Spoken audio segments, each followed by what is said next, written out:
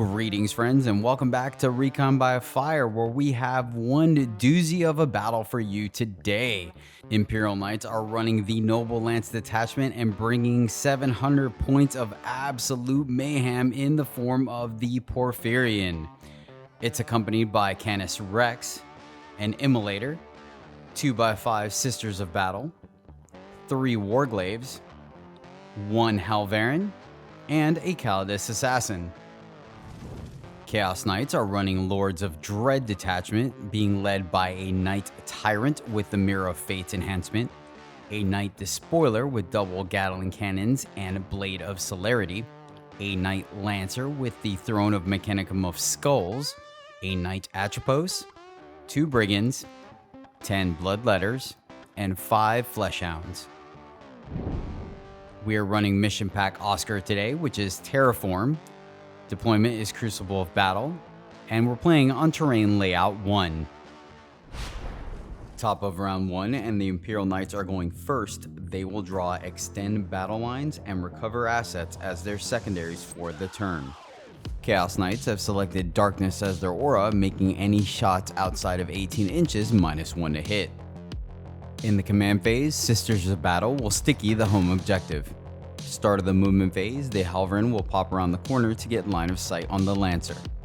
Bone Warglaive will move on to the natural expansion, positioning itself in a way where the Lancer cannot get through the 2 armigers.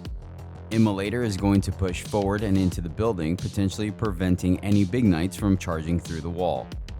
Sisters of Battle will disembark, putting 1 on the objective and the rest continuing the screen. Canis Rex will move through the wall, getting line of sight on the Lancer but remaining outside of its threat range. Green Warglaive obviously moved before Canis did, shifting left to your right with the other Warglaive. Sisters of Battle are going to advance and spread out to screen out the backfield. Porphyrion is going to do a slight reposition, stepping into the building to get line of sight on the Lancer.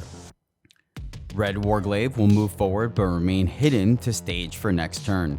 Start of the shooting phase, Canis Rex will fire into the Lancer and brings it down to 24 wounds. Both Warglaives will fire into the Lancer, with one being outside of 18 inches and no joy. Helverin is up next and manages to score 3 wounds, taking it down to 21. Porphyrion is the last one to fire into the Lancer, and the Darkness does some serious work as it will survive at just 9 wounds remaining.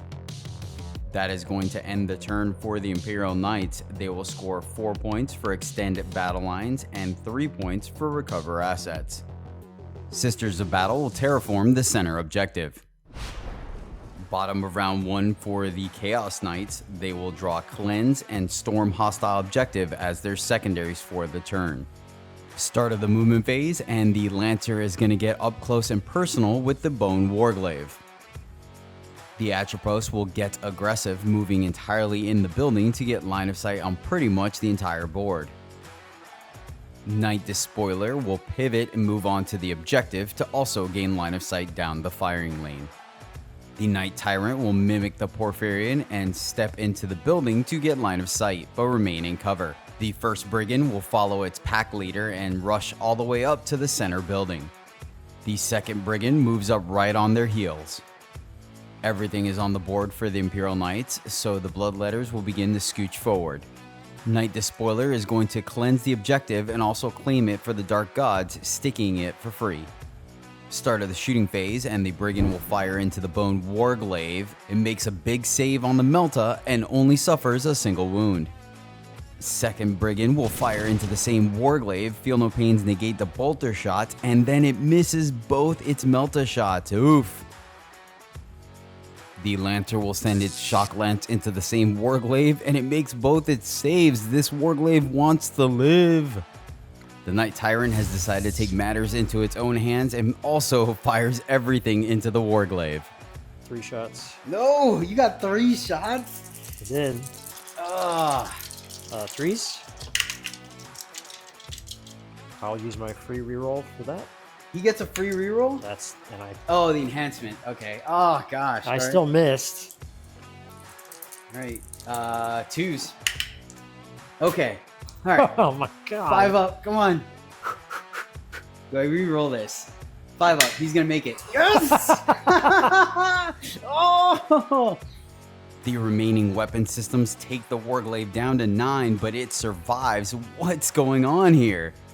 The Atrapos will split fire, knocking 5 wounds off of the Immolator, but absolutely whiffing with the last cutter into the sisters, and all 5 survive. Despoiler will send everything into the Porphyrion, but the shields hold fast and it takes no damage. It's charge o'clock and the Lancer makes the charge into the Warglaive. It will tank shock for free, knocking off 2 more wounds. The Warglaive had a fantastic run, but the Lancer has brought it to an end and easily picks it up. It will proceed to consolidate onto the Warglaive, but remain on the objective. Warglaive into the Lancer, and it makes both its saves. That is going to end the turn for the Chaos Knights. They will score 2 points for Cleanse and 4 points for Storm Hostile Objective. Top of round 2 for the Imperial Knights, they will draw Assassination and Storm Hostile Objective as their secondaries for the turn. They control 2 objectives and will score 8 points on primary.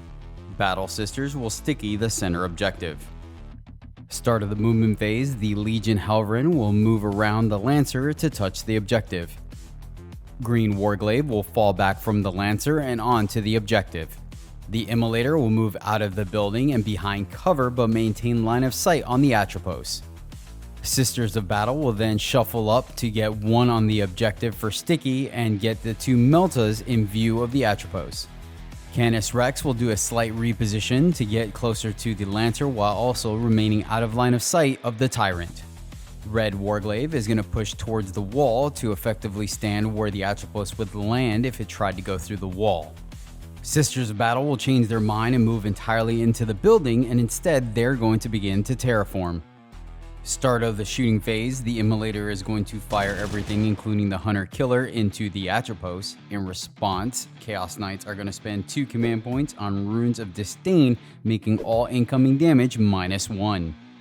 The Bolters completely whiff, but the Hunter-Killer scores a large 5 wound hit. More importantly, the Immolator will now strip cover from the Atrapos. Porphyrion is up next and sends everything into the Atrapos. It will have lethal hits since it remains stationary, and a whopping 32 wounds go through to take down the Atrapos. It does not explode. The Red Warglaive will fire into the nearby Despoiler. It does have Melta active and will pop off, bringing the Big Knight down to just 13 wounds. Canis will open fire into the Brigand it can see, and it survives at a single wound. Helverin into the wounded Brigand, and it plinks off the final wound, picking it up. Going straight into charges, Canis will make its charge into the Lancer.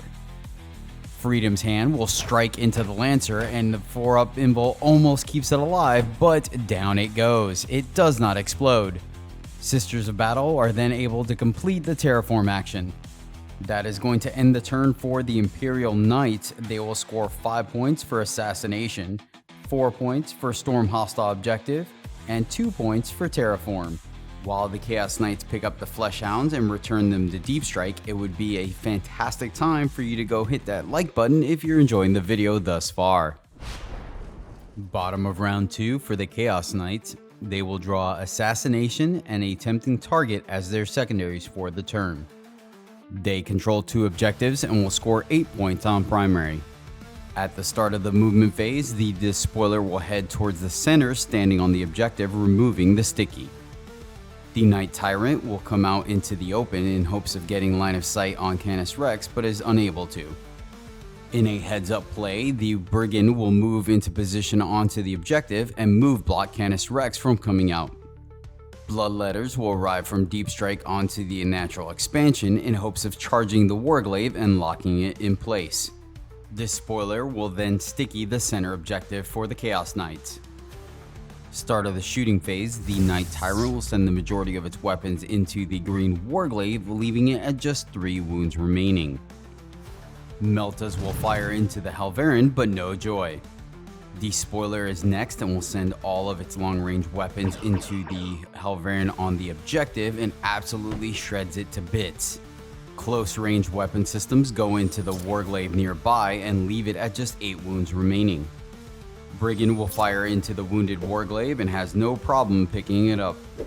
That is going to end the turn for the Chaos Knights. They will score 5 points for attempting target. FleshHounds complete the Terraform for 1 point and discard Assassination for command point. Imperial Knights will score 2 points for their Terraforms. Top of round 3, and the Imperial Knights will draw Defend Stronghold and Behind Enemy Lines as their secondaries for the turn. They control 1 objective and will score 4 points on primary. Chaos Knights roll for their auras and score Delirium and Darkness again. Start of the movement phase, the red Warglaive will move towards the center objective to get line of sight on the wounded Despoiler. Canis Rex will pivot and move in on the Brigand and get line of sight on the Knight Tyrant. Sisters of Battle will reposition to get bodies on both objectives. Immolator is going to move out of cover to get line of sight on the Tyrant. Start of the shooting phase, Chaos Knights will spend 2 command points on Runes of Disdain targeting the Knight Tyrant. Canis Rex will then fire into it using a discounted command reroll on the number of shots and knocks off 8 wounds. Immolator will fire into the Tyrant, no damage done, but it will strip cover. Imperial Knights are going to spend 2 command points on Trophy Claim, giving the Porphyrion +1 to wound, and it will fire into the Knight Tyrant. It is outside of 18 inches, so will still receive a -1 to hit. Everything all said and done, 13 damage done. It survives at 7 wounds, and Imperial Knights can no longer use that stratagem. Red Warglaive will fire all its shots into the Tyrant. A wound makes it through, but the Tyrant survives at just 2. That is huge. Imperial Knights are looking for a long bomb charge into the Tyrant with the Warglaive. It fails the first attempt, command reroll, and it rolls a 4.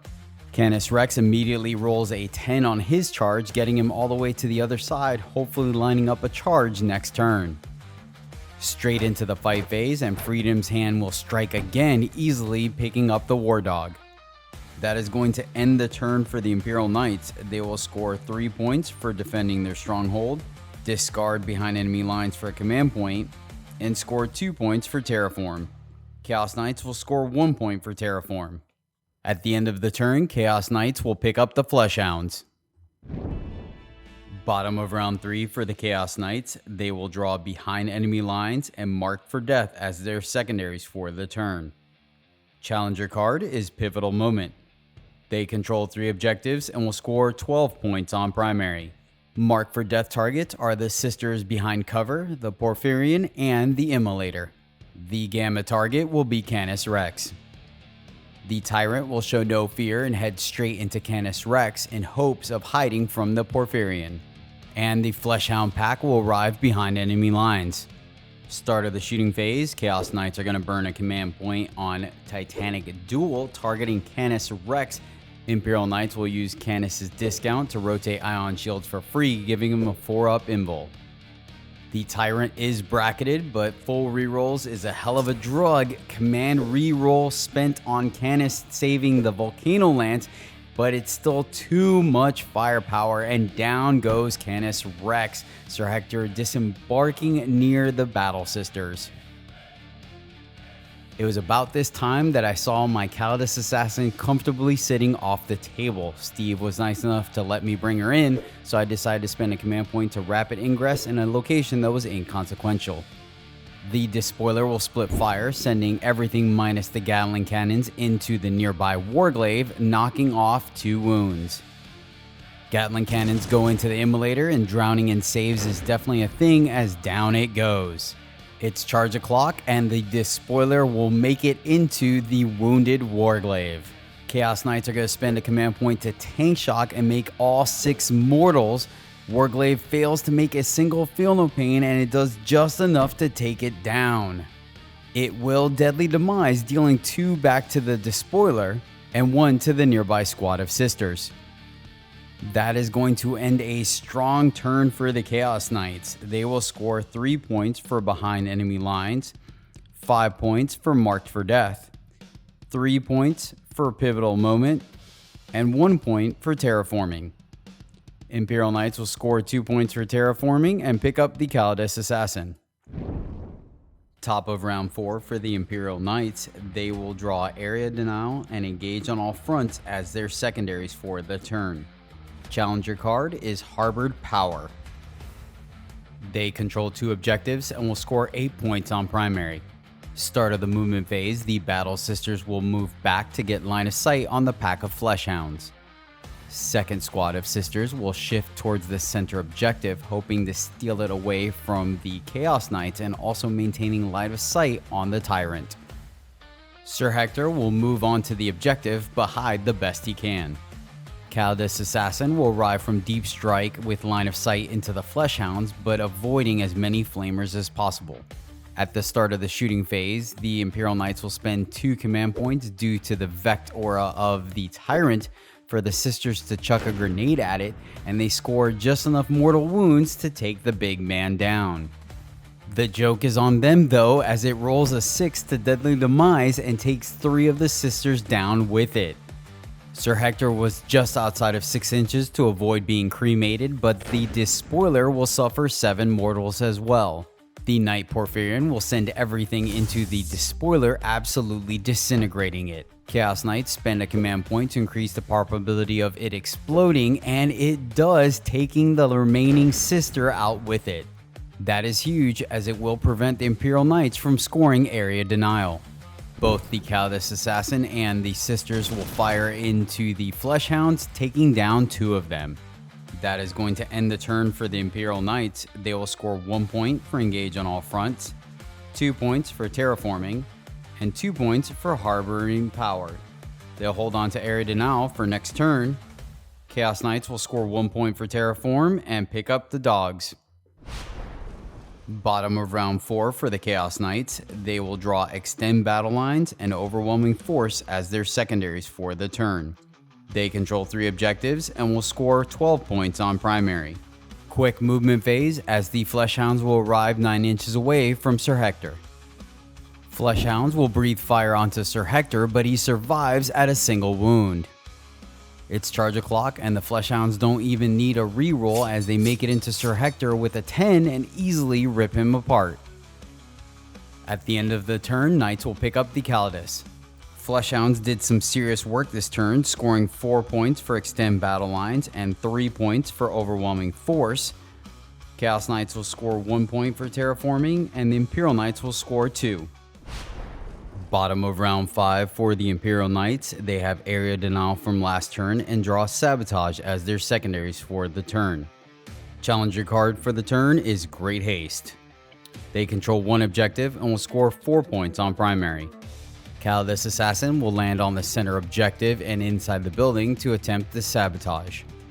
Start of the shooting phase, and the Porphyrion will send everything into the FleshHounds, picking up the remainder of the pack. That is going to end the turn for the Imperial Knights. The center objective is stickied with 50C, meaning the Callidus cannot control it, denying them area denial. They will discard it for a command point, and sabotage is ongoing.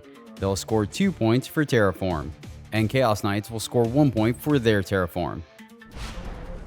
Bottom of round 5 for the Chaos Knights, they will draw Locusts, which they'll cycle away with new orders, drawing them no prisoners and defend Stronghold as their secondaries for the turn. They control 3 objectives and will score 12 points on primary. The Bloodletters are unable to get within charging distance of the Callidus Assassin, so that is going to end the game with the Chaos Knights scoring 3 points for defend Stronghold and 1 point for their terraform. Imperial Knights will score 3 points for completing the sabotage and 2 points for their terraform. That is going to make the final score 75 to 93 in favor of the Chaos Knights. Thank you, Steve, so much for coming out and playing. We really do appreciate you. And thank you, the viewer, for watching. If you like the video and want to see more content like this, by all means, smash that like button and share this video with a friend, as it does quite a bit towards helping us out. Thank you so much for watching, and until next time, as always, happy gaming.